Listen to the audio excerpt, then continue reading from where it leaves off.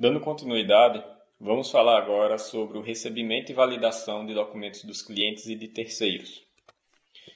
Os escritórios de advocacia hoje estão recebendo cada vez mais um volume maior de documentos e informações por vários canais de comunicação, como e-mail, chats, mensagens instantâneas e outros.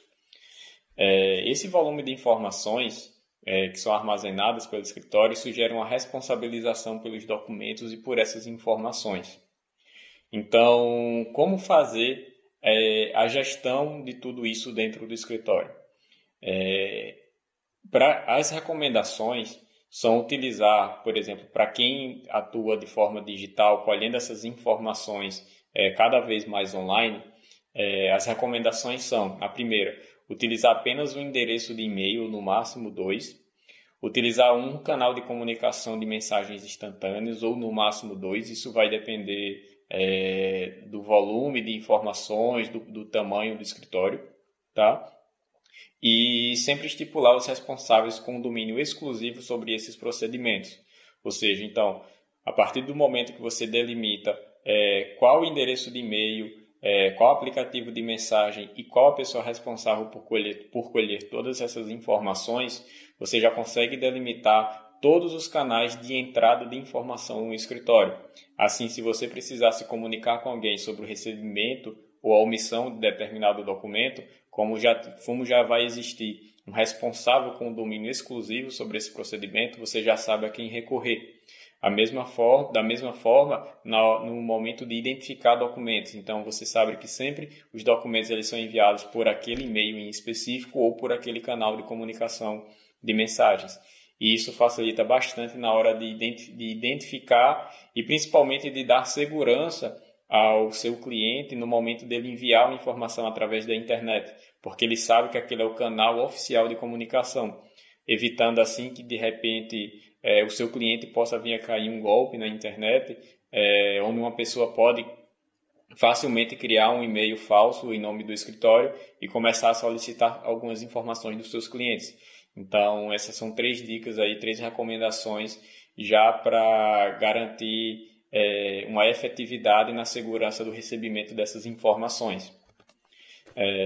Dentro disso, os papéis do controlador jurídico e do assistente, eles vão ganhar ainda mais relevância, pois eles vão centralizar a recepção de todos os documentos no escritório.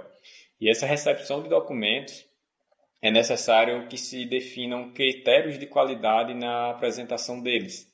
Então, qualidade da imagem, formato de arquivo, todas essas definições, todas essas características devem ser já definidas no momento de solicitar essas informações ao cliente.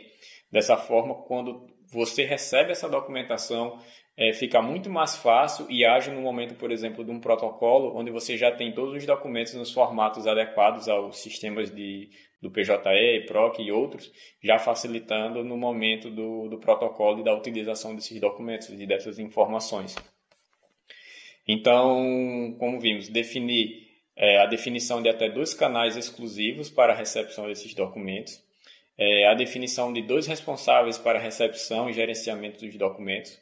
O 2 aí eu coloquei porque isso vai depender do tamanho do escritório, do volume de informações que são recebidas, tá?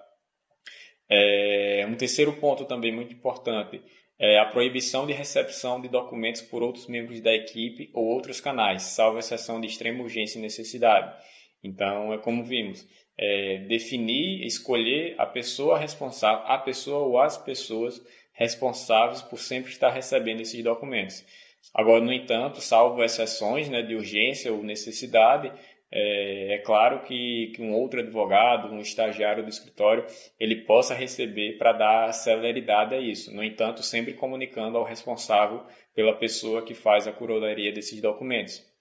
Então, a definição de um checklist de validação dos documentos complexos e habituais, justamente se no seu escritório é comum você entrar, sempre ingressar com um determinado tipo de ação ou sempre prestar um determinado tipo de consultoria, então com certeza você já sabe, você e os outros advogados, os outros colaboradores do escritório, já sabem quais documentos são sempre necessários para dar seguimento ao serviço. Então, definir checklists de validação dos documentos para saber se todos estão ali, se todos estão com qualidade visual para que possam ser utilizados, né, em caso, por exemplo, de um processo judicial, para que sejam validados pelo PJE, pelo IPROC.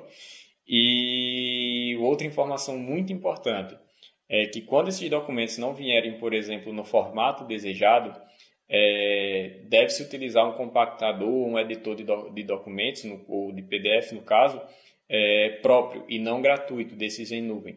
Porque muitas vezes nós recebemos, por exemplo, queremos converter um documento que recebemos no formato do Word para utilizar e converter para PDF. E aí é muito comum entrarmos na internet e procurarmos qualquer site que faz essa conversão. Você digita no Google converter Word em PDF e aparecem diversas opções. E muitas dessas opções disponíveis na internet de forma gratuita, elas possuem termos de uso onde a partir do momento que você faz o upload daquele arquivo, você permite que aquela plataforma utilize e analise todos os dados que constam naquele documento. Então, se você está tratando, por exemplo, com processos sigilosos, processos de segredo de justiça ou segredos empresariais, a partir do momento que você utiliza essas ferramentas gratuitas, você está disponibilizando para que qualquer pessoa, dentro lá dos termos de uso da plataforma, tenha acesso àquela informação. Então, toda a segurança de dados aí iria por água abaixo num simples ato de converter o formato de um arquivo. Então, é necessário procurar programas que sejam pagos ou próprios, que você instale no seu computador, que analise os termos de uso para saber se aquelas informações, mesmo após a conversão, continuarão sendo confidenciais ao seu escritório.